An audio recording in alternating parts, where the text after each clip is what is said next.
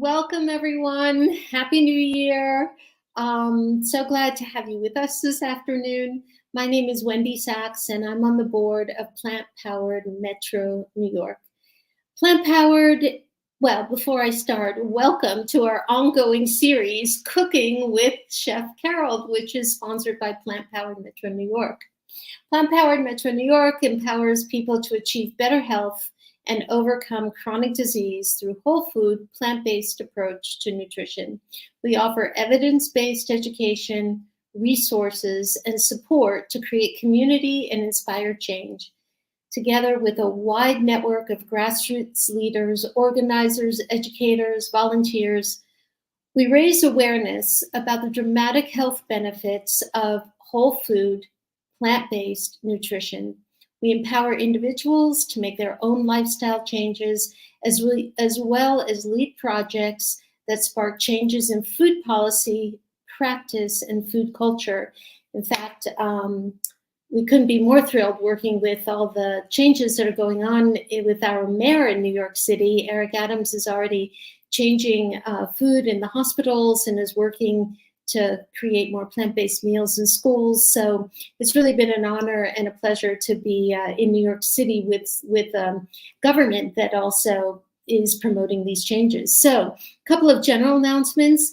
A warm welcome to those who are watching the replay. Also, we've launched our Winter 2023 Jumpstart.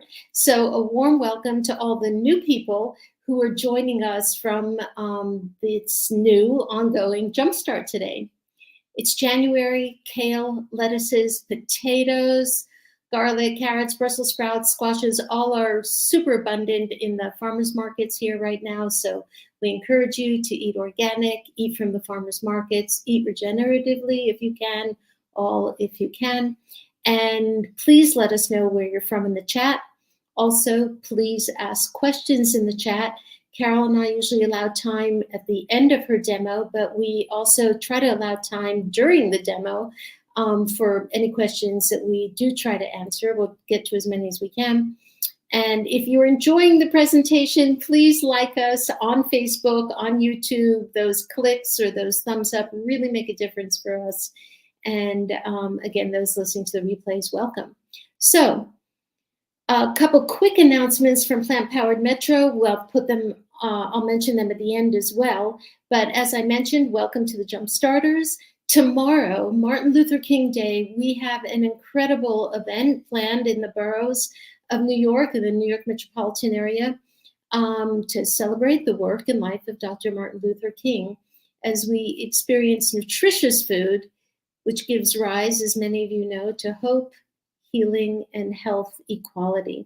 So please check our Plant Powered Metro New York website for all the details.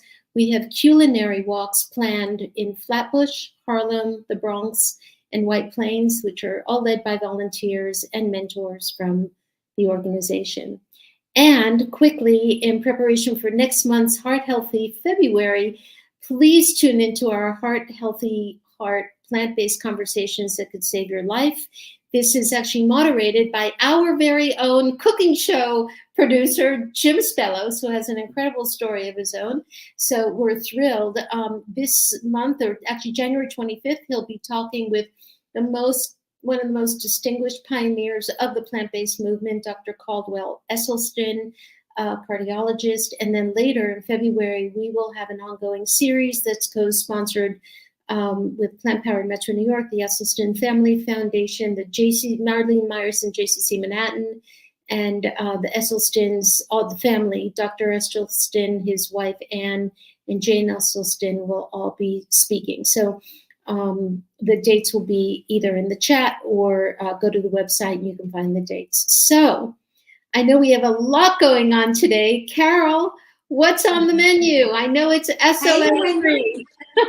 Hey, Wendy, and welcome and Happy New Year to everyone, all the people that have been coming. And, you know, Wendy, I had this vision for a moment that we're in 2023 and that you and I in March have been doing this for 3 years. And the first year, you know, when we were all locked in and we started, we were doing this twice a month. I Okay, we remember. only do it once a month, right? But oh my God. Oh my God. And I remember the phone calls the night before. Wait, should I make this or should I make that? What are Yes. you thinking about? What am I thinking about? And what was shocking is how often we were thinking the same thing. I'm like, Oh why my don't you gosh. try this? And you'd be like, okay, that's exactly what was on my mind. Exactly. And we should remind everyone that I was 10 blocks away from you and that we shared all this food together. And now I'm many, many miles away from you, but we still have the same thoughts. And so that's all very good. And we do have a lot to do, as always. I'm always trying to pack it in. I want to welcome all the jump starters. It's important because you know, everyone has a place that they start, and it's their own journey. Some people are far along on this journey, and some people are at the very beginning. But the fact that you're on the beginning is always an exciting thing. And I was a jump starter at one point, back in 2019 in late January. So it's almost been 3 years actually for me to be a jump starter. But I do have a long history of cooking, and I had a long history of being a vegetarian. I was 23 years, I think 23, 25 years of being a vegetarian. And it took me a really long time to just get over the hurdle of not drinking milk or not eating cheese and fantasizing about gooey ooey pizza or just whatever. So it does take time, and the reason we're here with Plant Powered Metro New York is because you need support. Everybody needs support.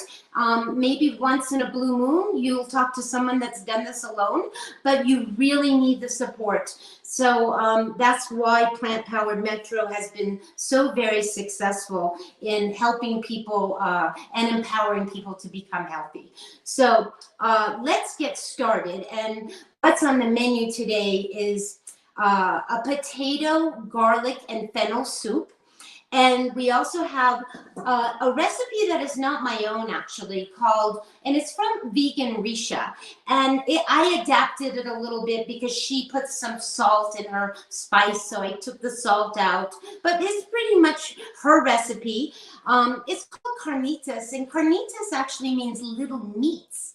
And there is no little meats in here. It's really just spices and mushrooms and onions. So we're going to start with that. And then at the very, very end, we're going to do like a simple salad, like what I call my everyday salad when I don't have a dressing in the refrigerator.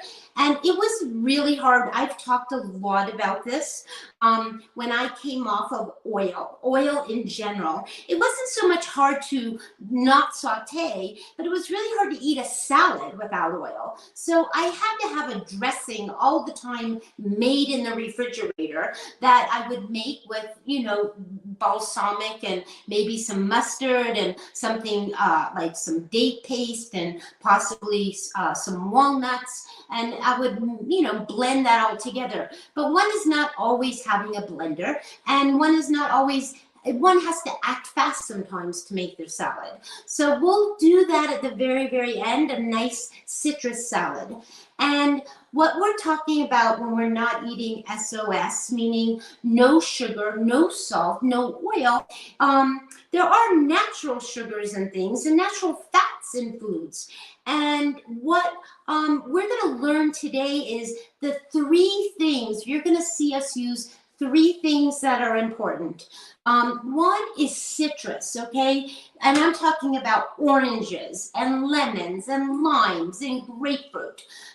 Eating that from the whole food is super important, but much better to eat an orange than just to drink the orange juice because you want the fiber.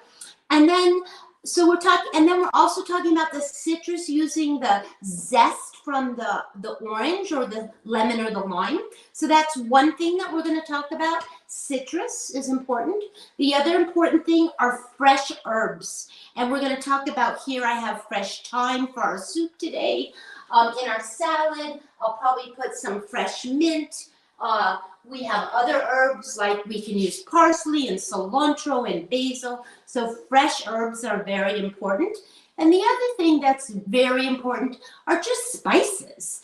And some of you might be just starting your spice cabinet and you don't have 60 plus spices like Wendy and I. And how do I know Wendy has 60 plus spices? Because I helped organize all her spices for her. We bought jars and we kind of organized it all. I think she has more than I do. But you start somewhere, right? And you slowly accumulate, and you start with the basic things. Maybe you just have cumin and some paprika and some oregano. But besides the spices, it's always nice to have a couple blends of things. What is a blend? Let's say you can buy right off the shelf an Italian seasonings blend, which is just a mixture. And that's nice to have just as a ready to go thing so that you don't have to like pull out 6 jars to make a marinara sauce. Maybe you just use the blend. So today we're actually making mushrooms with a wonderful blend from Vegan Risha that I love so much. And she calls it mushroom carnitas. And as I already explained, carnitas really is a meat, and then you put a rub, it's usually pork to be specific, and you put a rub of spices on it and then you cook it. So we're using mushrooms today. So quickly, what we're gonna do is, ideally it's good to have these marinade. And she says, she suggests that you let it sit and marinate for at least 10 to 15 minutes, or you chill it and you can cook it like tomorrow. So you could marinate it ahead. And that's a good thing to do too. I almost never do either one. I'm always just like lazy and fast, and I just make it and then I throw it in the oven. But today we're gonna actually let it marinate for a few minutes. So I have a lot of mushrooms here. This is actually 12 ounces of sliced mushrooms. And how much mushrooms is that?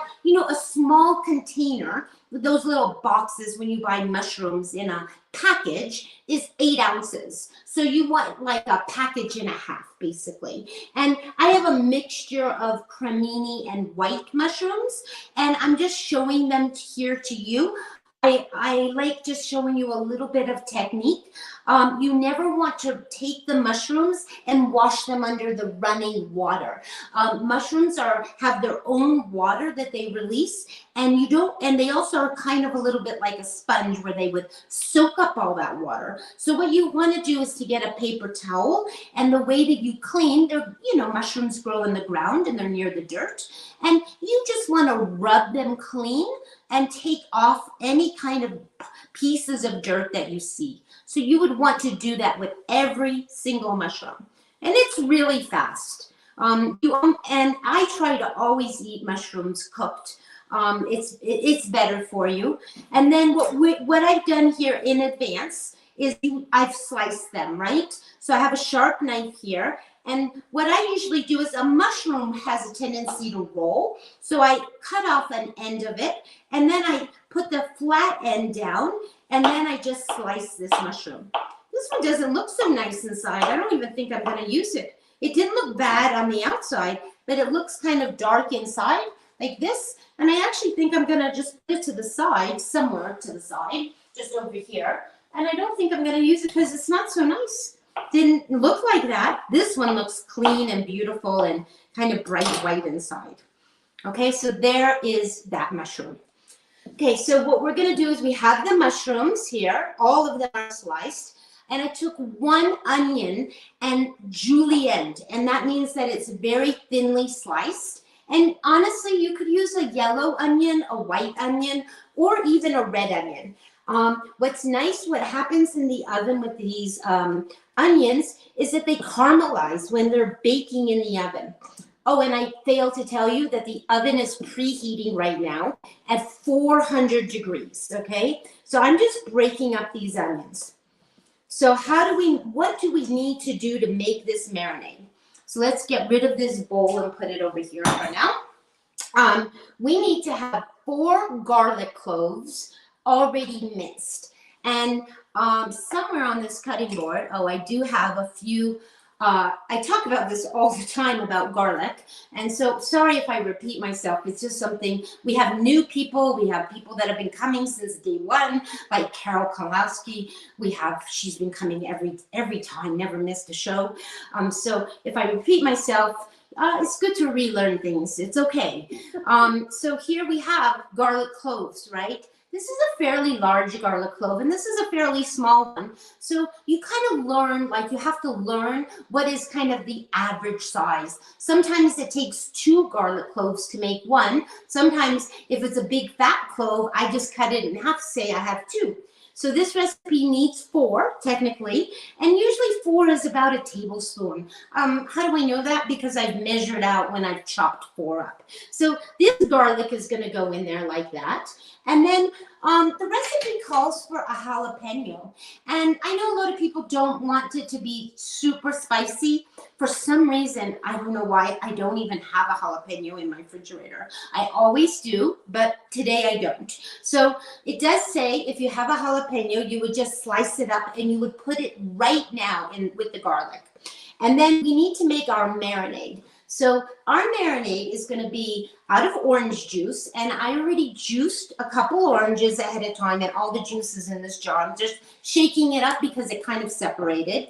And then I'm using a little bit of soy sauce, and this soy is technically tamari, and it is gluten-free and non-GMO, and it is less sodium than normal soy sauce. So what I always say is, if you're transitioning or you are, like I was in a person that was addicted to salt. I love salt. I didn't use it aggressively. It's just that any opportunity I put salt on brownies or chocolate chips or in my chocolate, and also I was a trained chef.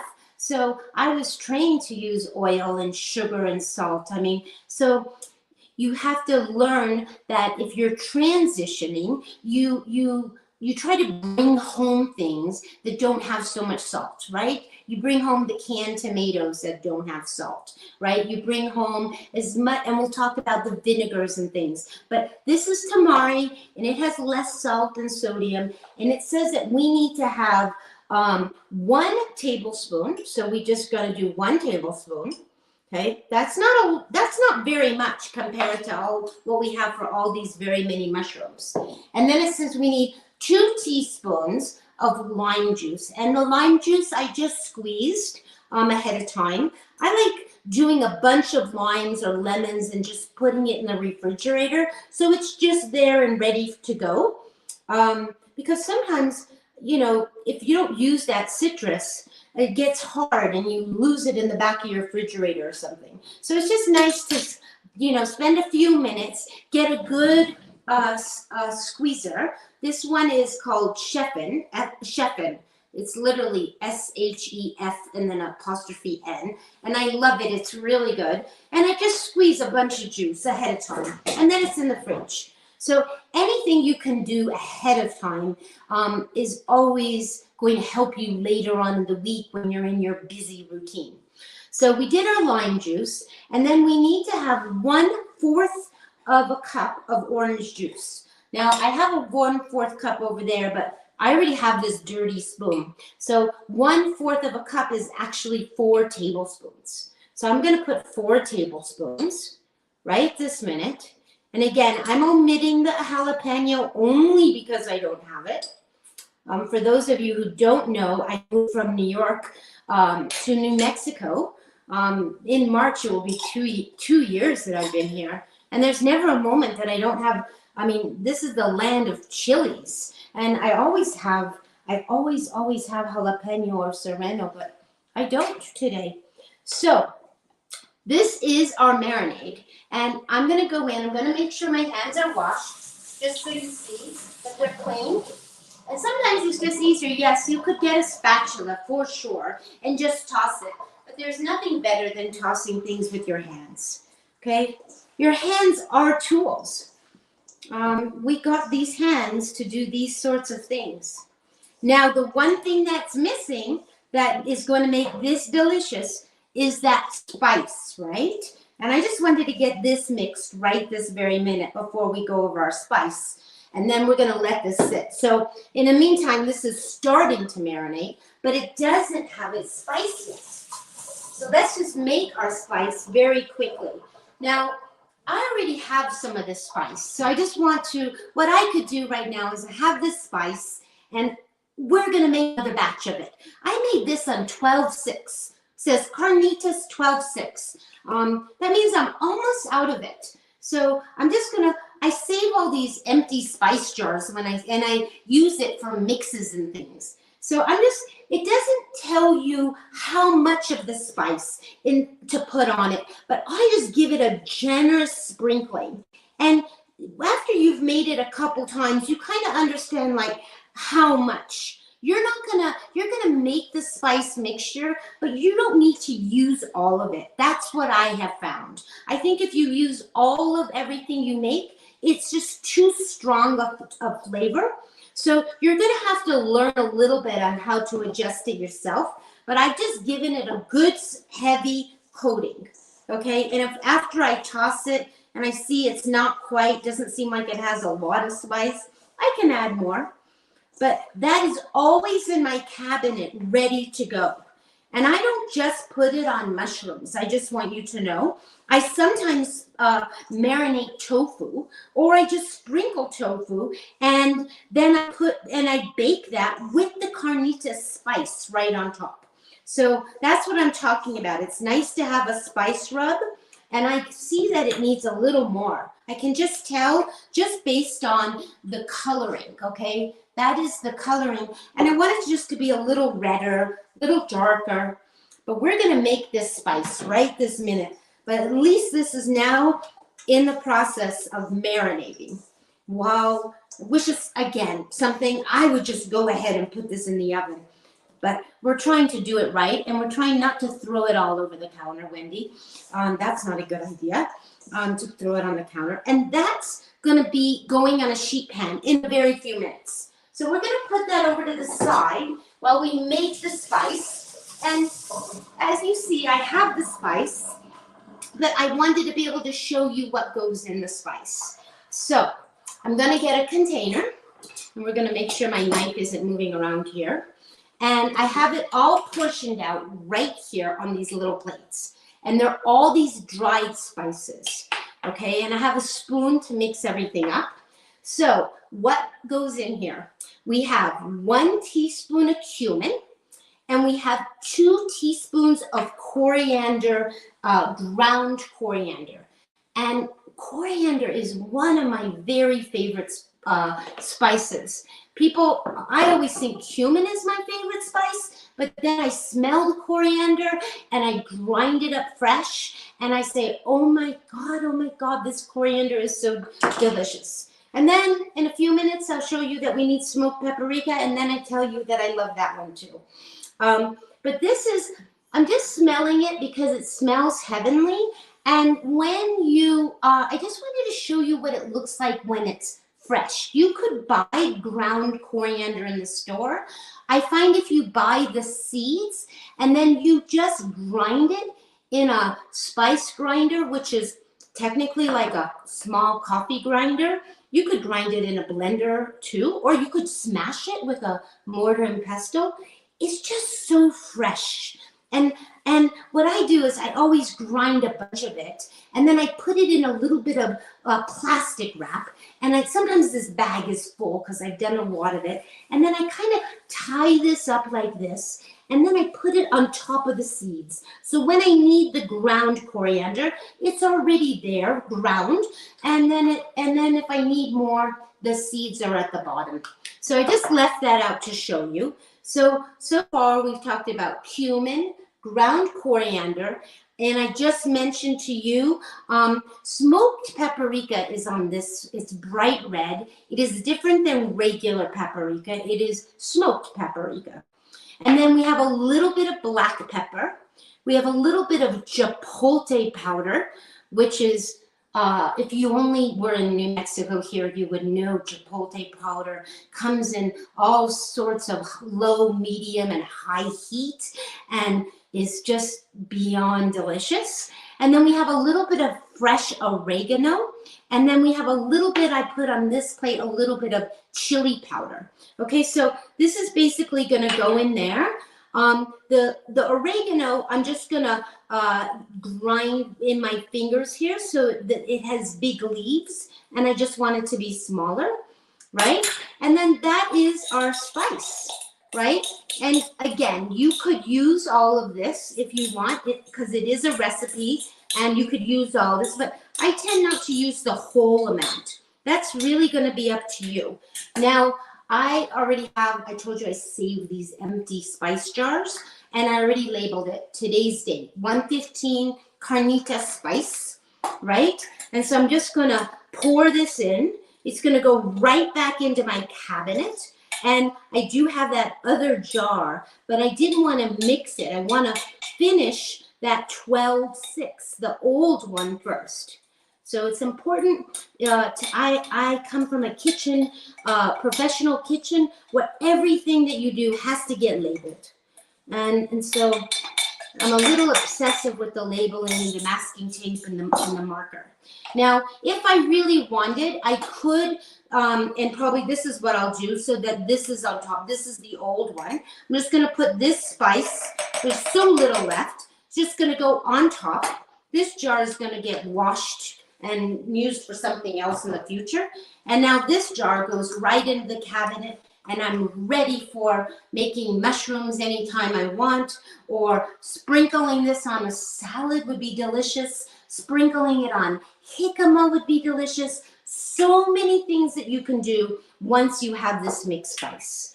Right now, Wendy, I'm going to put all of these mushrooms on a sheet pan, and then I'm gonna put it in our 400-degree oven, and we're gonna start the soup. Because if we don't cook the soup takes a while to cook. And we don't have more than, an hour and 15 minutes. But this is a really good time, Wendy, if there are any questions. But I'm just putting these on the thing, and I'm gonna lay them in a flat, kind of like a flat layer, so they can cook, and they're going into the 400-degree oven. And you can cook these for as long as you want. It's recommended 30 minutes, but that's if you want them really caramelized, the onions, and the mushrooms really, really brown. But this is basically what we have here, is mushroom carnitas. And I made this once in a demo back in May 17, 2020. And if you want, we have a whole playlist of all the demos, and Wendy hosting for the whole time that we've been on the air. In the Plant Powered Metro YouTube channel, there is a playlist, and you can go find when we did a whole Mexican meal with this and tortillas and mango salsa, and we made coleslaw. We made a whole meal just based on this. But this particular demo is just about showing you how one dried mixed spice can really kind of almost be life-changing. Carole, I'm so thrilled that you mentioned it, because as you were talking about coriander, and I got so curious, like, I wonder why you're, particularly interested in coriander. So particularly for the jump starters, I have a wonderful book called Healing Spices. And it's by an incredible medical researcher also, who found that there were much more, that the spices were incredibly effective for many things. And it turns out that coriander was traditionally used for tummy troubles. So people with IBS, and that he mentions in here, indigestion, constipation, any kind of like digestive issues, but also things like diabetes and let's see, coriander is a traditional remedy for indigestion, diabetes, rheumatism, and pain in the joints. Anyway, this research comes from a medical background and uses spices quite effectively also in his therapies. So, and they all have something. Chilies, we know, have something. Cumin certainly is a powerful antioxidant, and coriander too. So super interesting stuff.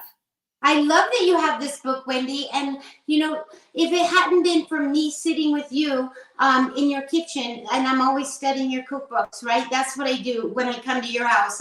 What do you have that I don't have?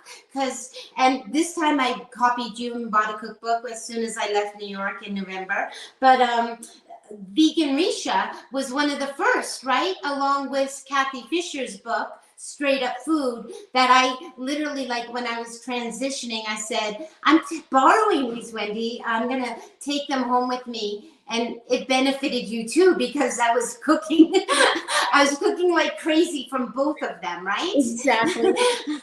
And to learn. And the other book I just want to mention that I always have, and Wendy always has both, is this wonderful, wonderful, it's a book, I call it a book, but it's really magazine form. And if Dr. Furman only knew how much we promote this book, I mean, we should be like getting some kickback, because we talk about this book so much. But this is a wonderful magazine. I believe you can order it probably on his website. You could probably order it on Amazon. And it's just 100 best foods for health and longevity. And why do I love it? Forever I kept this book in my bathroom, believe it or not. And it's 100 things. It's all alphabetical, so it's really easy to use. And like, for instance, we're getting ready to learn about fennel. And fennel is prompt, right? So you don't even have to like plumb through it. You have to just go and find the F. And then it says fennel right here. And it always talks about the history of fennel, what by the Greeks and the Romans. And then it always has a question: what makes this vegetable so special? And then it says, and did you know that you could use fennel both raw and cooked? So that is my little share of a wonderful, wonderful book. And now we're going to move into our soup. But Wendy, were there any questions about what we just did? Because the mushrooms are in the oven. No, there are no questions. So I just jumped in with a little fun facts. Okay. So I left a lot of things whole here, because there's sometimes weird vegetables or ones that aren't common, and I don't like to get ahead of myself and just prep everything and then you say, I don't even know what that vegetable looks like. So here we are. We're going to make, and I better get the recipe in front of me. I kind of just have this recipe in my head because it's something I just make. And today I'm only going to make 1/2 of this recipe, because in order to write this recipe out for all of you this week, I had to make a full batch of the soup at the beginning of the week. So I've been eating this soup all week. And that's something that we were going to talk about, Wendy, is batch cooking, right? That's something that's super important if you're starting out and you're eating in a whole food plant-based way. Even when I wasn't eating in a whole plant-based food, we are all busy people, but in order to eat well, take care of ourselves during our busy routine, it's really important that you spend a little bit of time getting yourself set up for the week. And that's what we call batch cooking. Now, some people are going to say, I don't want to do anything. Like, I just want the food to just arrive. Well, if you want just the food to arrive, then maybe you have to subscribe to some kind of healthy delivery system. But there is a little bit of investment that has to go into yourself. And I'm not going to lie to any of you. You have to learn how to grocery shop. You have to learn how to wash your vegetables. You have to learn to get rid of all the junk that you have in your house if you're someone that is transitioning into a whole food plant-based. If you have the things in the house that you're not supposed to eat, you're going to eat them. That's just a fact. So the things that are junky, get rid of, so that you begin to have a clean pantry, a clean refrigerator, and you're opening your refrigerator to lots of vegetables and lots of grains and lots of legumes and lots of fruit, okay? So this is what we're going to have. We're going to have potatoes, which all of you are familiar. And I remember when I used to eat potatoes and I wasn't on a whole food plant-based and I wasn't vegan, I would kind of stay away from the potatoes because I thought they were fattening. But potatoes are not fattening, actually. It's what we put on the potatoes that make it fattening. So I have cut up some, I've peeled and I've cut up the potatoes that we're going to use in this particular soup. And we need onions and we need fennel and we have celery that's going to go into the soup. We have some fresh thyme. We have a bay leaf and we have lots of garlic. We have 4 cloves of garlic and I've made 1 heaping tablespoonful of minced garlic. But before we do anything, we're going to get our leek prepared. Now, this is a beautiful leek. We are only going to use what we call the light green part, not this part, okay, not the dark part. This leek looks very beautiful. It looks clean. Whoever prepped it at the store kind of made it look just beautiful to buy. We're going to cut off its end, and I'm going to save this end. This is for stock, okay? And then again, I told you we're only going to use the bottom part. Now, this is where the dirt lies. You see all that dirt? The dirt is hiding in all the layering. So these leaves I'm going to use for stock. And I'm not going to use these leaves for stock today, but I'm just showing you that there is dirt hiding out. And it's just going to be, what I'm going to do is rinse all this. And there's the center part. We could probably use a little bit of this, actually, this center part. It's still the light green part. And there could be quite a bit of dirt sometimes lodged in the middle. So this usually would go into a Ziploc bag along with any other onions, trimmings of carrots, tomato peels, sometimes mushrooms I have, celery ends, and that lives in the bottom of my freezer in a Ziploc bag so that I can make stock, okay? And if we have time, we'll talk a little bit about stock. But for now, I'm just wanting to show you and get this started, because if we don't get started, we're in trouble. We won't get done. So where is the dirt? Do you see? There is dirt. Dirt, dirt, dirt is hiding. Okay, remember I told you it looked like a beautiful clean. So I've cut this in half, okay, and I've cut the little inner part in half. And we don't have to be really careful on how we're slicing this. We're just gonna make like half moons. They're about 1/4 inch thick, right? And all the soup is gonna get blended. So I don't really worry about how things are gonna look. I do have the pot warming up on a low heat at the moment because I want the pot to be hot when we put these onions in. But again, we're going to have to rinse this onion. Now, normally, if you were using a yellow onion or a white onion, you wouldn't be having to rinse it because the outer brown shell actually keeps the inner part clean.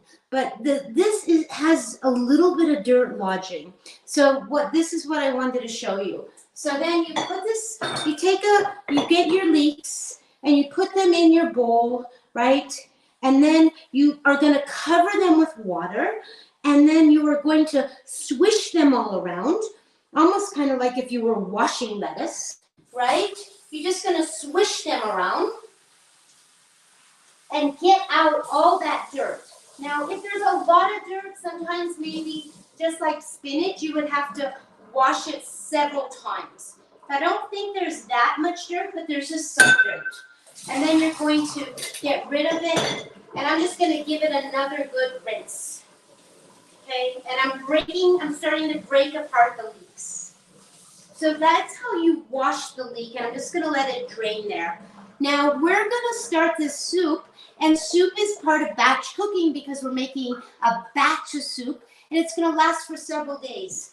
And I'm going to test the pan. It's hot, it's sizzling, it's steaming.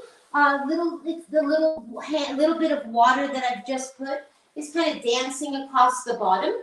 And we're going to what we call water or broth saute. This is normally when you would pour anywhere from a tablespoon to a 1/4 cup of oil, but we're not doing that. And people can't believe that you can make things without oil, but you really can. And it's not even missed, right? We just made carnita spiced, and it would have normally had at least a half to a full teaspoon of salt. And I promise you, you would never notice that there's no salt in that spice. So we are now going to start to saute the onions, okay? Now they're a little wet because I just rinsed them off. I also have some scallions. I don't want to say they're old, but they're not like in the best of shape. And I thought, you know what? I might as well just put them in for the soup. These little leftovers are going to go into the bag with the, what do you call this? The broth. Now, at this point, you can saute with water or you can saute with broth. It doesn't matter. Okay, I'm putting these onions in just as a way of getting rid of them. And if you didn't have a leek, the leek is yummy in this soup. You could use a regular onion, but it's nice to use the leek. And let's just get the spoon. Now, if we don't put any liquid in here, it is definitely going to start to stick. Now, I'm on a kind of low-medium heat, right? And this is sauteing already.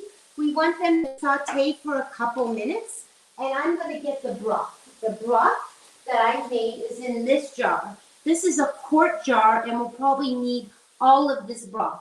If you're someone that doesn't want to make your own broth, you just buy the vegetable broth in the box. I just suggest that you're careful at buying because you want to look at the container and the list of ingredients and look at the amounts of sodium. Try to find a brand that is no salt. I honestly can't recommend one. I think some people like the brand Pacific. I think that's a pretty good one. I will show you just right here that I made my own broth today. This is the end of the celery.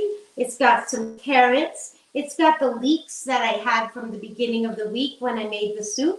It's got a few mushrooms. And it's got I think, just a tomato somewhere in the bottom. And believe it or not, these little ends of carrots, it has a few mushrooms. I will pull these out and I will actually chop them up. And my puppy now gets a lot of these vegetables before I go composting this all these vegetables. But when you're eating this way, you're constantly cutting vegetables. Now, not every kind of vegetable, no cruciferous vegetables really go in your stock. Just mainly celery, onions, tomatoes, sometimes mushrooms if you want. You could put potato peels, which I did today, but it does give it a little cloudy when you put the peels from the starch. So, but I figure we're making potato soup, so you might as well put, and if I had prepped the fennel, I would have put these stems in the soup because this broth is gonna go right.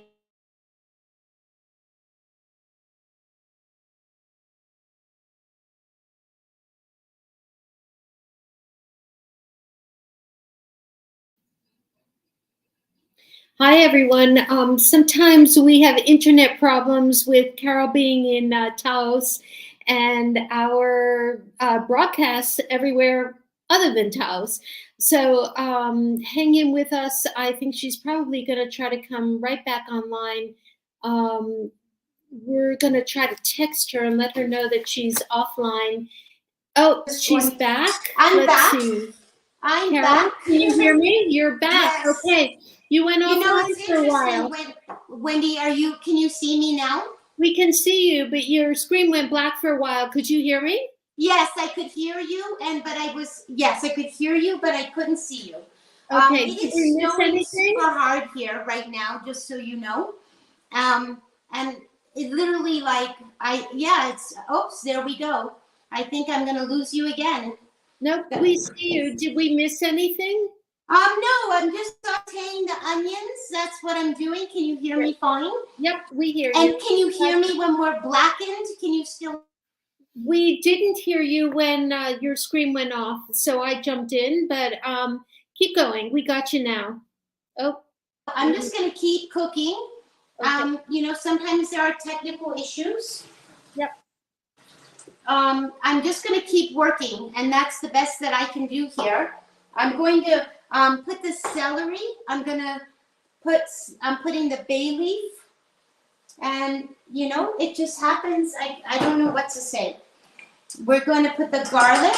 I'm just cooking and I'll catch everybody up.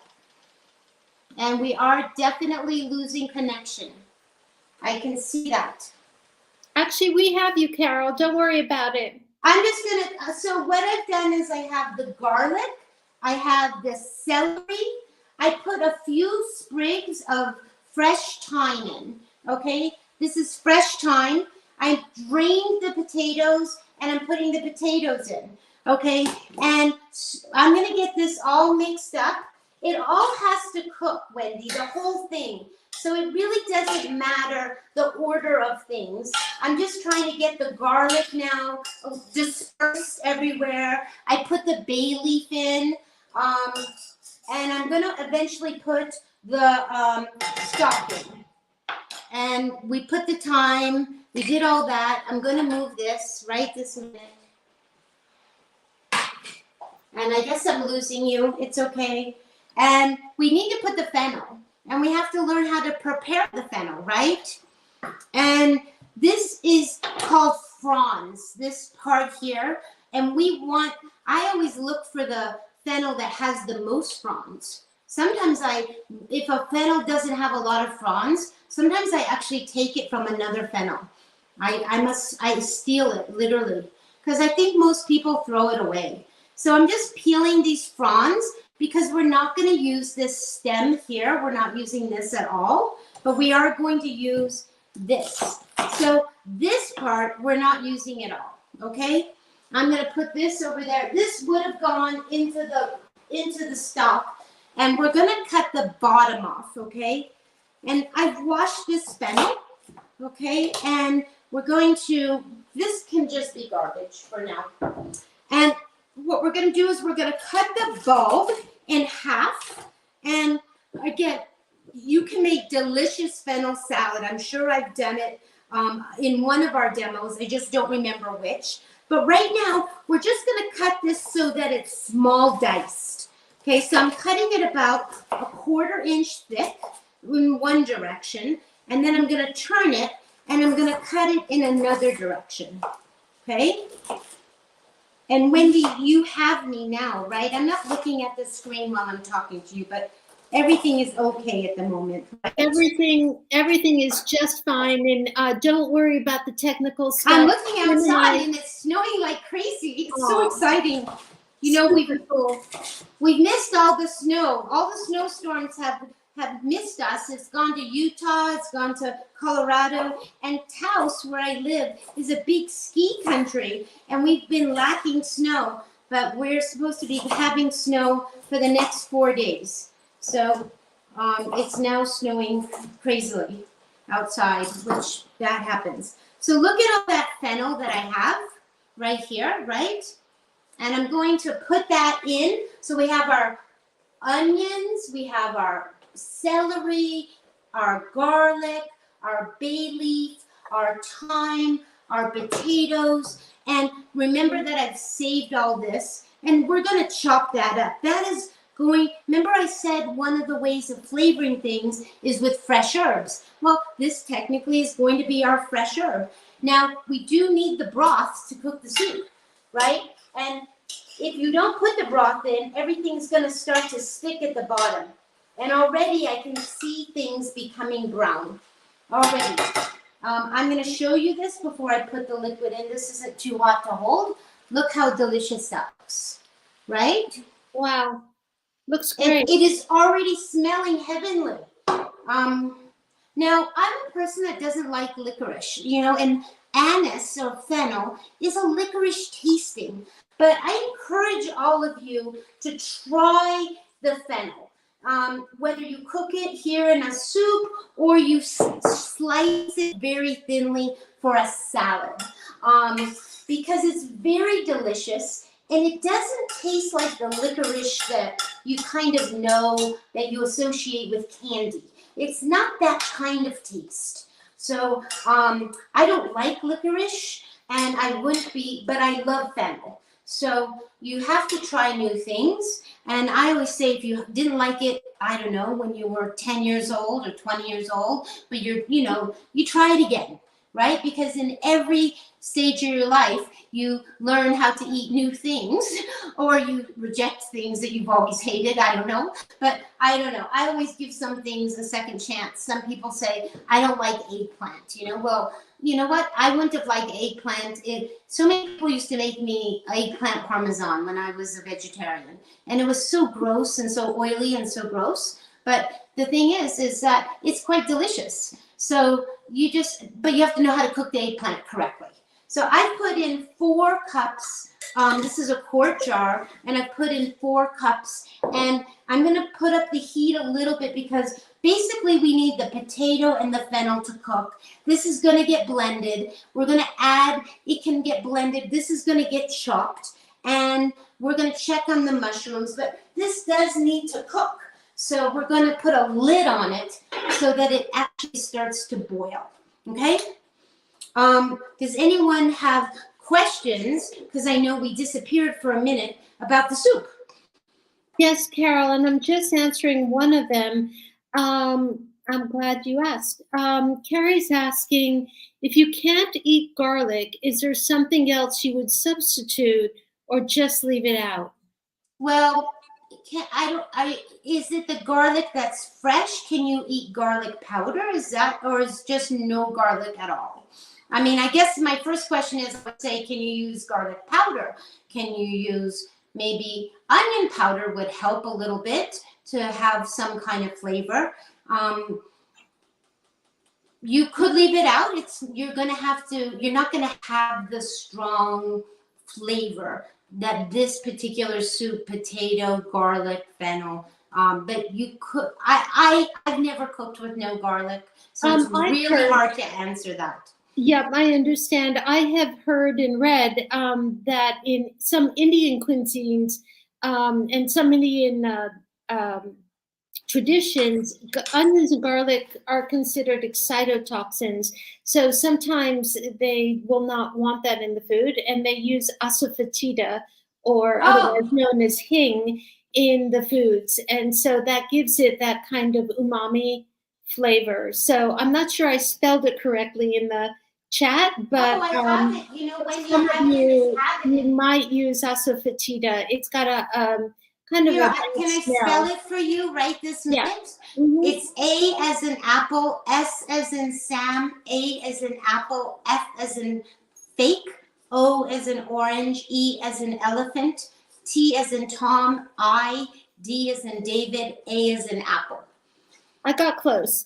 It is a really stinky spice. Yeah. It smells bad, but the smell is not equal to what it's like in the food. And as I said, it's used a lot in South Asian and Indian cooking. So if you can't have garlic, that's usually a substitute. I've heard chefs. Oh, well, that's interesting.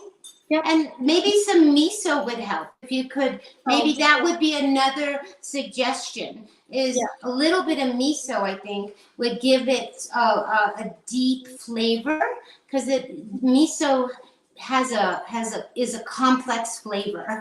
And I think that if one put like a teaspoon of miso, I think you would get like a nice flavor. Exactly. Jim suggested maybe a shallot, which sometimes is slightly different than an onion, but it gives it more. It's just more onion to me, That's just more onion, but it's an idea. I mean, people that can't eat certain things have to navigate their way around things. Yeah. So, anybody else asking any questions?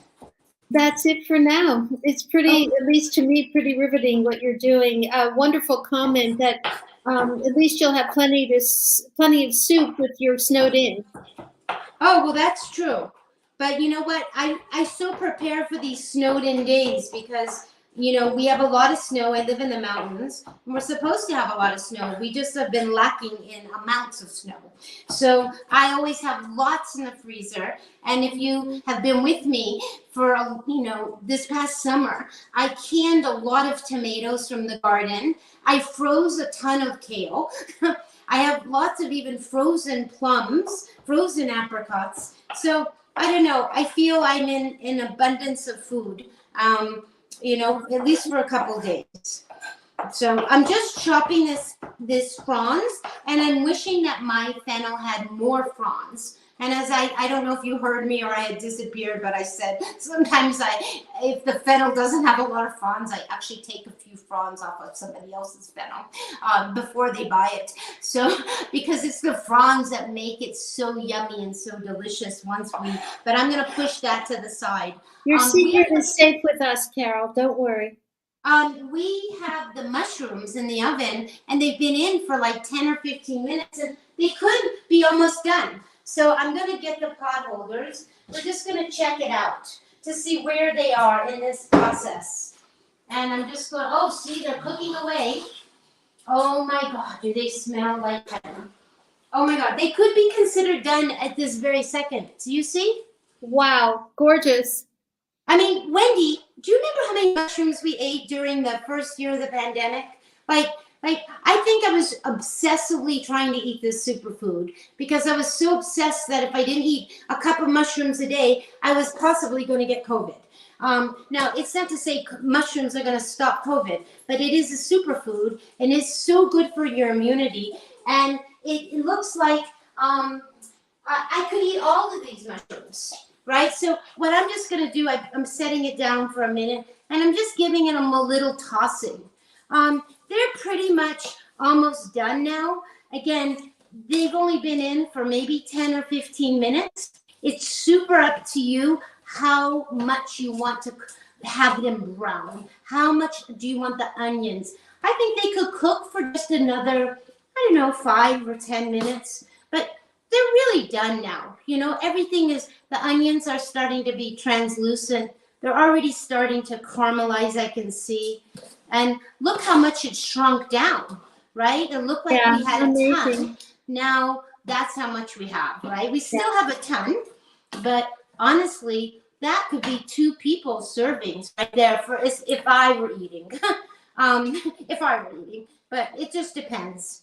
I find that I eat a lot of vegetables, and again, this could be a servings for 4 people, or it could be for, you know, 2 times. Just depends on how much you eat. I'm going to put them back in the oven for just a very few minutes. Just a few minutes. And the soup is starting to boil, so that's good. We're eventually going to blend the soup. But not this moment. We have to let the potatoes, the celery, and the fennel, and later on we're going to definitely use these fronds. I'm going to just move this out of the way for now, and I think I'll get another cutting board. I think we'll start on the salad in the meantime. Does that sound good? It sounds awesome. So we're doing 3 things at one time just because we have to.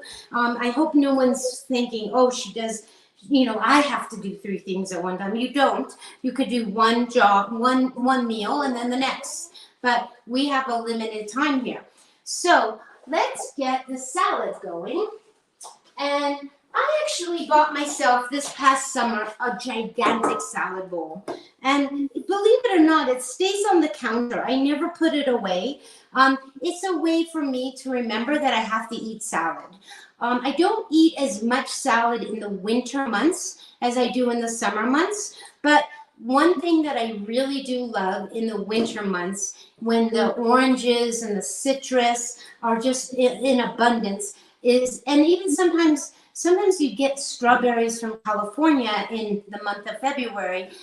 It's nice to build the salad with the citrus. So we're going to do that, and I'm just going to get another cutting board for now, in case we need. Okay, and we have our other one, and I have to watch that this doesn't boil over. That's important. And I've lost my spoon, but it's over here. And this is just cooking away. And it's all good. Now, soup usually takes at least 45 minutes to cook, but we're going to get it done sooner than that. So one of the things that I often do is when I come home, I have a couple containers that I wash all the vegetables. I wash them ahead of time so they're kind of ready to go. And often I have 2 containers for salad. Wendy, you have that really cool bento box that you use all the time. And I could ask you to describe it, but I'm going to describe it. It's a wonderful big silver tray, and it's got lots of little boxes, little silver boxes. And I don't remember, does each box have a lid or no lid? No, it's one big lid. Yeah, a one big lid for the whole tray. Yeah. Anyway, when I first met Wendy, I'd never seen anything like this before. And it had all the cut things that she needed to make a salad. So it was like going to a salad bar at a grocery store or a salad bar at a restaurant where it already had the cut carrots. It could have the scallions. It could have the berries that she's using for the salad. It could have the cherry tomatoes. It could have whatever she likes to build a salad with was in this big tray with little tiny boxes. And it was wonderful because it had all the things she needed to make a salad in lickety-split time. I just use a container and I just put a bunch of things in a box and say, this is my salad box. And so that I can just pull it out of the refrigerator. So I have scallions in here. I have cucumbers. Sometimes I throw a carrot or 2 in here. Sometimes there's a thing of radicchio in here. But today I have a bunch of greens. Okay, so I washed these greens as soon as I came home and bought them. I'm not going to make a gigantic salad today because I'm going to have soup and salad today for probably my dinner. And then I really like these pea shoot greens. They're just labeled pea shoots. You really get them at the farmer's market. You can get them in New York, definitely. When it starts to be spring, these are the where you get the pea pods. These are the shoots that come right off the vine. Or I'm sure that you can buy them like I do here in the middle of the winter where someone's growing microgreens. And I love microgreens so very much. I grow sometimes my own in the windowsill. And it's just a way of adding more depth and flavor to your green salad. So these are long and skinny. And at this moment, I'm going to just cut them in half, literally, because they're just so big. Okay, and I'm just going to put them in there. And it's nice. Sometimes you have radish greens, broccoli greens. There's so many kinds of microgreens. But my favorite are the pea shoots. And pea shoots also, just like the fennel, you can eat it raw or you can eat it cooked. So that's that. So I'm just going to give this a good mixing. And at this point, honestly, the rest of the salad is up to you, okay? Sometimes I put beets. Sometimes I put beans. But today it's going to be simple salad. But I always feel like you have to have some kind of onion. So I always keep my scallions right in with the greens. And I'm going to trim that. And I have 2 here. I'm not sure that I actually, and I'm saving these ends. These are going in the big bag, the Ziploc bag. This is boiling like crazy. So I'm stirring it. And I'm going to actually take the mushrooms out because I just feel like they're getting done and I don't want them to cook anymore. So I'm going to stop the oven. I'm going to take these out. Oh my God, do they smell good. We're going to leave those back here for just a few minutes. But they're done. They are super done. And then I'm just going to cut this onion. And speaking of shallots, you could use a shallot in your salad. I love red onions or shallots. I have 2 friends, people that you know, Wendy, that don't like onions. And every time they come over, I try to sneak onions into their food, even though I know they don't like onions, because I used to say, oh, so-and-so's coming, I better not cook with onions. And then I thought, you know what? I watch them at the table pick every onion out, you know, like put it in a little pile. So I think, you know what? If they're going to pick every onion out and go to the trouble, then I'm just going to, and sometimes the onions are so finely diced, they don't even know the onions are there. So I just do the onions. Carole, Yes. I'm beginning to be concerned. We're learning all kinds of things about you. Stealing the prongs from the fennel, surreptitiously putting in onions for people who don't like onions. Yes. Should I be concerned? No, you don't have to be concerned. I'm just telling you. I'm just telling you. I mean, Well, I was say thinking again, your secret these is are safe two with really close everybody. friends of mine, and I just think they eat onions when they're in the marinara. They just Yeah. don't like the raw onions, right? Got They it. eat the onions if they're cooked, but they Right. don't like the raw onions. But I saw sometimes that they do, and so I just thought, you know what? They see the onions are there, or sometimes I mix this all up and they don't even see the onions. Yeah, And onions are so good for us that how could I leave them out? And they're such good flavor that I just, don't be It's an concerned. ethical issue. I get it. You want It's them to just, do well. don't be worried about that I'm being sneaky all the time. I'm teasing you. certainly respectful of the friends that I have that are gluten-free, that don't, I have a friend now that doesn't eat any vinegar. And I'm like, okay, I have to learn how to cook for her and not use any vinegar. And that is always a challenge for me, but everybody has some kind of allergy or some issue that is, affects their system. So I'm just really conscious of all that. And when someone tells me I can't eat something, I'm like, okay, then I'll make that gluten-free for you, because you can't have soy, or you can't have this. I'm very respectful. But these are my friends that I think can be eating onions, and they're just being fussy. I totally get it. And if I told you who they were, you would laugh your head off. I understand. I'm just going to make ribbons of cucumber, like this. Again, you can just slice it up if you want. I just lost the inner part. This part is all seeds. I'm using Persian cucumber that has small seeds, but now I practically eat this salad every day because I'm at work. I have access to greens, but I often don't have access to dressing. So I just throw together. So far we have cucumbers. You could make carrot ribbons. You could add, there's so many things. So we're gonna add, I found some beautiful organic blackberries, believe it or not. At this time of year, they're definitely not grown locally, but I'm putting in blackberries. Now what I suggested in the recipes, if you got the recipes, is that I often use unsweetened dried cherries, which are delicious, or you could use cranberries, you could use raisins, if you weren't having, fresh fruit, right? And that would replace this beautiful fresh fruit. But this is making the salad. And then I've already sliced and made segments out of this orange. So I'm putting some oranges.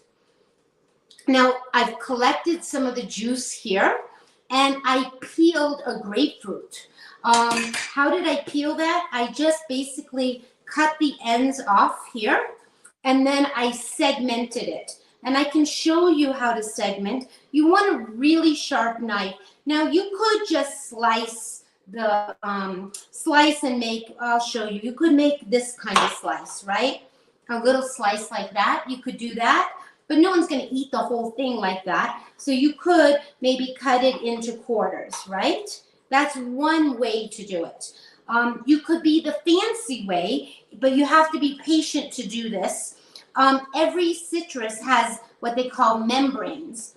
And I don't know, when I was a kid and my mother would put half a grapefruit in front of me when I was a kid, first of all, she would sprinkle a ton of sugar on top of it. I don't know why she had to do that, but I guess maybe at the time that was the only way I would eat the grapefruit, was to have a ton of sugar put on top of it. But now I'm appalled at thinking about that.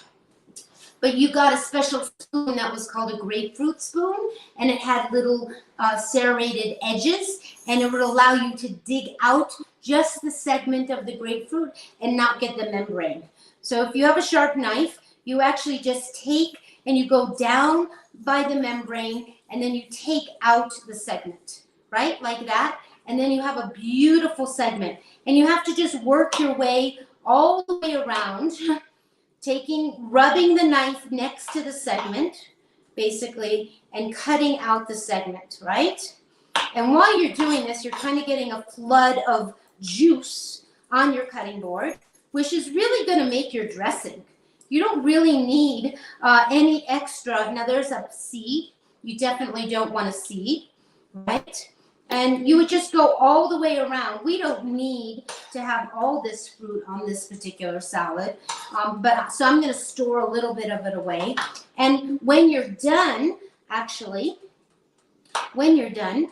taking out all the segments, which I'll just finish here for you, I take this, and this is full of juice. Now, if you could see my cutting board, there's a ton of liquid here. But I'm just going to squeeze it out, and I'm going to get all this juice. And then the membranes are going to go straight to the garbage, okay? This is boiling so hard next to me that it's starting to make me feel like it's nervous. I'm feeling like I don't like it around me. And then I'm going to pour all this juice here, okay? What else is left? You can put a few nuts, right? I have just a few broken pieces of pecans. You could put seeds if you'd like, pumpkin seeds, a few walnuts. You don't want to eat too many nuts, but it's good to have a little bit of fat. The recommended is 1 to 2, 1 ounce basically per day, which isn't very much to tell you the truth. But a few nuts is good. And so I'm going to put that. Now, if I had made a dressing that already had nuts in the dressing, then I would be probably sprinkling the nuts on the top. But we're having a very simple salad. Now, if this was pomegranate season, which sometimes you can get them even still now, some pomegranates would be delicious. Again, you could put carrots. You can put radicchio. You could even put a couple, if I had left a few shavings of the fennel bulb, would be absolutely, fennel and orange are absolutely delicious. So at this point, we make a dressing. And this salad has enough citrus that just pouring some apple cider vinegar or some rice wine vinegar would be perfectly delicious. You could say, I'm done. But I just remembered that we've been talking about fresh herbs, and I happen to have a bunch of fresh mint here, and I have a bunch of leaves that already fell off. And this is a game changer when you put like mint in a salad. You'll be like, oh my goodness, this salad is beyond delicious. You'll be shocked that how good it is. Now, does that mean you have to run and buy a bunch of mint because you're making a salad? No, not really. It's just that I always have fresh mint because I put it in hibiscus tea, and I'm all the time using fresh mint for things. So might as well go into the salad. And if I don't use the whole bunch, and I think it's gonna spoil in the fridge, sometimes what I do is I just hang it upside down and I let it dry, and then I just make some tea. Just boiling water and putting it over the mint makes a nice mint tea. So this is our salad thus far. You see how beautiful it is. And we haven't really done anything. We haven't worked very hard at all to make the salad. Now, the dressing and the recipe, I'm going to just remove all of this. And we have to blend the soup and finish up, Wendy. It's already time to be done. And I do have 2 questions when you're ready. Okay, but let me just tell you about the dressing really quickly, okay? And let me just move almost everything that I have here, except for this, and I'm just going to move this over here really quick. We still have to blend the soup. So, I want to say that I mentioned apple cider vinegar, but this is really delicious with rice wine vinegar. And I encourage all of you to learn how to read the labels and look at all the different brands and see which one has the less calories, which one has the less sodium. Rice wine vinegar comes in 2 different ways. It comes, this one is organic rice wine vinegar, which is really good. It has 0 calories, it has 0 sugar, 0 salt, 0 everything. This is seasoned rice wine vinegar, and it is used mostly to put on sushi rice and other cooking things that you would, other Asian recipes often call for seasoned rice wine vinegar. This actually does contain a little bit of sugar and sometimes a little bit, it doesn't contain any salt, but this is going to make it a little sweeter. Sometimes I use a little bit of both, okay? And in this recipe, you're basically going to make the dressing, and if you were going to make a bunch of dressing just ahead of time in a big jar, you would use, and I'm just going to do this for you really quickly so you see, you would use 3 tablespoons of seasoned rice wine vinegar, and I'm going to get the tablespoon here, and just, well, somewhere I went with a tablespoon. I have 2 of them. Here's, whoops, where's the other one? Well, here we go. Okay, so we're going to have 1 here, 1, and then 2, and you could double this, so you could make a whole bunch of it for a week. That's the seasoned rice vinegar. You could use a combination or just use the regular. And then you want to have, I just did 3, but I said 3 tablespoons of orange juice. So let's just do 4 tablespoons. So 1, 2, 3, and I'll do 4. It doesn't, you'll learn to adjust it.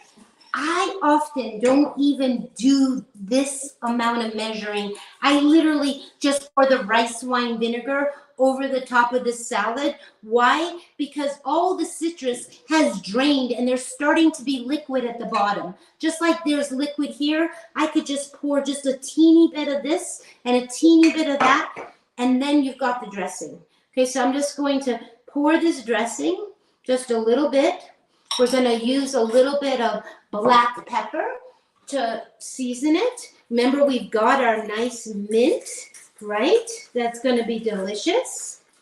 And we got our, and we are going to move this mint, and we've got this, and we just mix it all up. And all of that, and this salad sometimes can sit for a few minutes because it just gets more delicious as time goes by. And you really want that citrus on the top. And you could even use the citrus zest if you want. But that is this salad, and I'm going to just taste it. Oh my God. It's so yummy. It's so yummy you don't have to do anything. It's amazing. And I want to tell you a little secret. Sometimes I take this dressing, and if I measured it and did all this, I add like a teaspoon of tahini to it. And then I shake it up, and it gives it a creamy, if you're someone that wants something creamy. You could also put a little bit of miso in this exact same thing and get another taste. So it's a good basic dressing that's fast and easy. Now I'm ready for your questions, Wendy, and we have to blend the soup and then serve up and then finish up. These questions are very fast. What can you do with the top of the fennel if you don't use it making the broth? So are you asking me the top, like as in this top? Yes.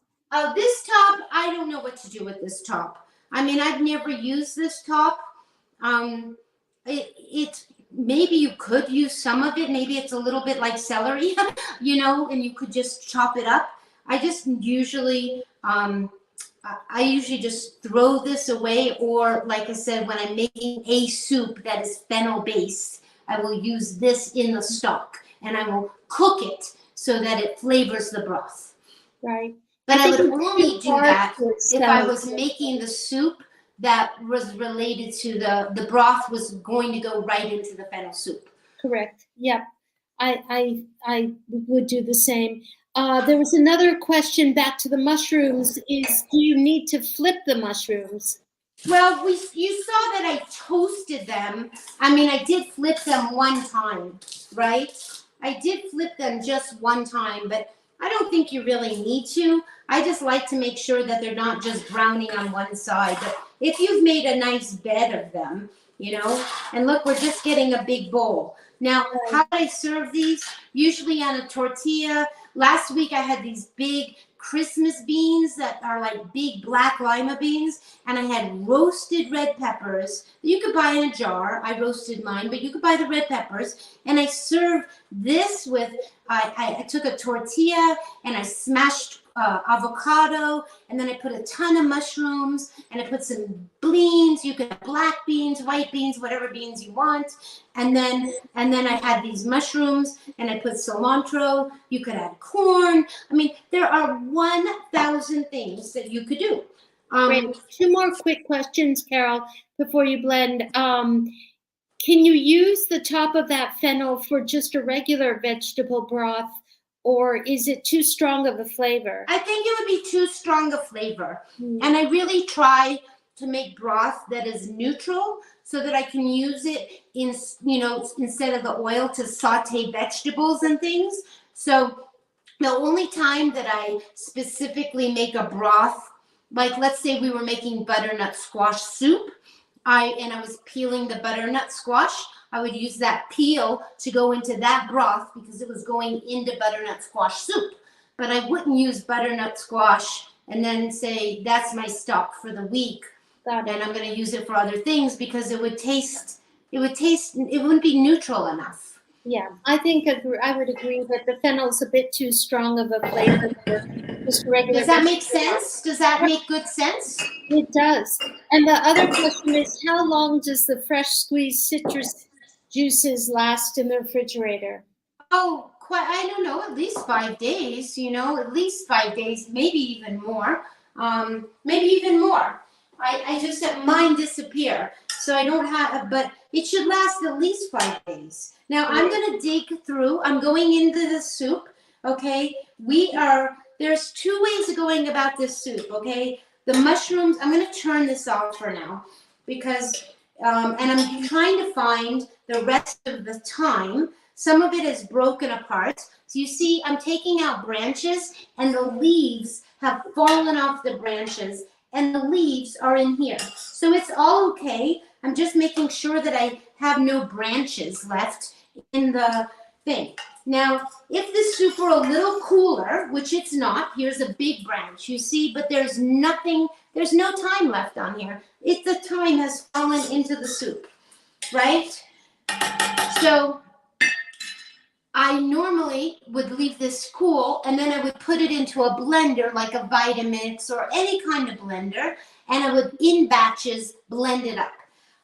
But because it's still very hot, and I'm not a person that likes to move hot soup into the blender without it cooling a little bit, I'm going to use my immersion blender, okay? So we're just going to plug this in. Now, it takes a little more work to blend things when you have the immersion blender, but it won't take but a few minutes. So it's going to be noisy for just a minute. And I'm just going to start it at a lower thing so it doesn't splash. And you just get it going. And you get it going. There's a button here, and I'm going to get it on a little higher.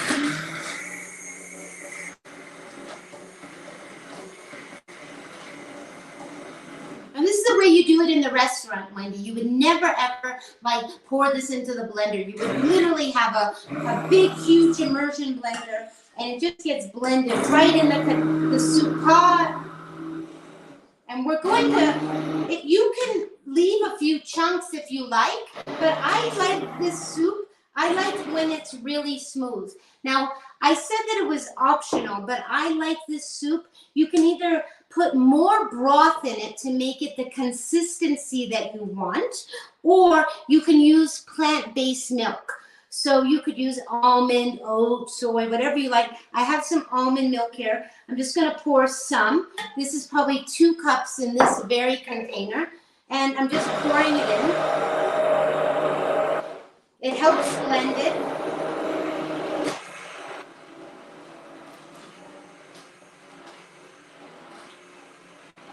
Now this soup is definitely going to need some pepper. I'm going to put it in right now.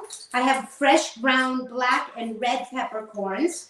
Often in potato soup, I didn't say this in the recipe, but I would use white pepper because you don't sometimes want those little black dots in your potato soup. And so it's nice to have white pepper, and white pepper is a little hotter. But I didn't say that in the recipe because I thought many of you might not have white pepper. But white pepper is a good alternative.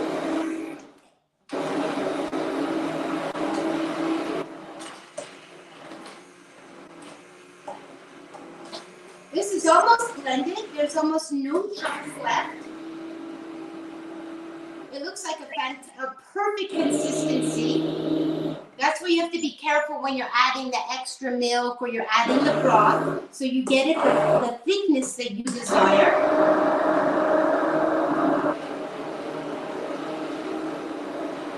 And if we had the time, I would probably blend it just a little more. Why? Because I like it velvety smooth. And if you were being really super decadent, you could use coconut milk if you wanted to be like really decadent. But I would just buy the little can of coconut milk and add it. But that's, you know, got some fat in it, so you want to be careful how much of that you use. But it would make it much more rich.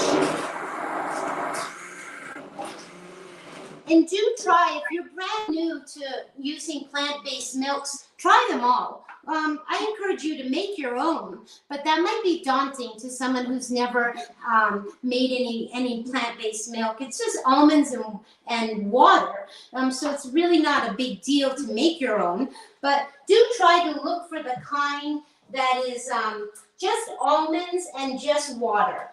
They make it. There's a brand called 3 Trees that's really good. Sometimes there's brands that just have almonds, water, and a little bit of salt.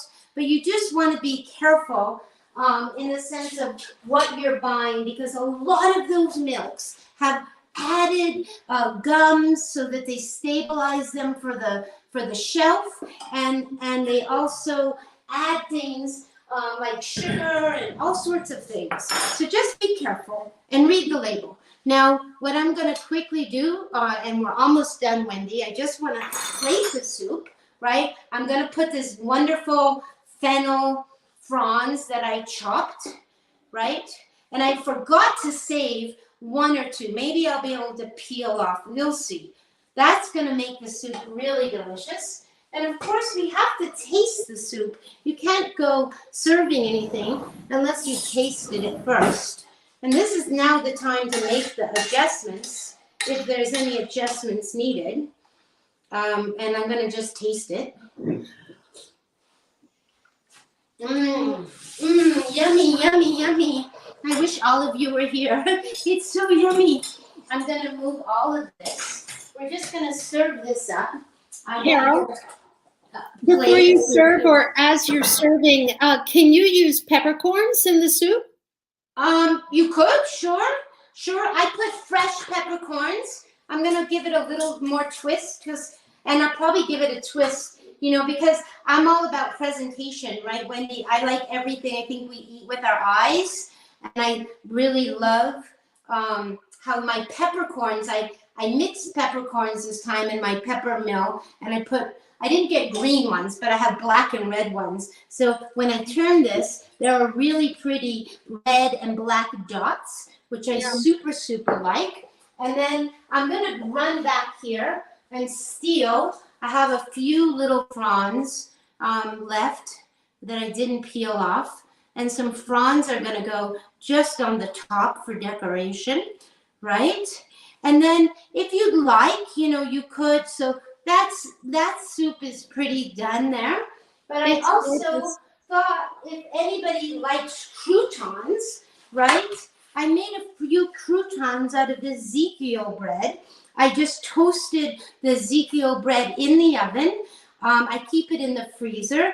And once it was toasted, I rubbed it all with garlic. And then I chopped it, and then I and then I made little croutons. So you could serve just a few croutons on the top if you want. So we are done with everything. We've gone our full hour and a half, but we made salad, we made our beautiful soup, and then we made our incredible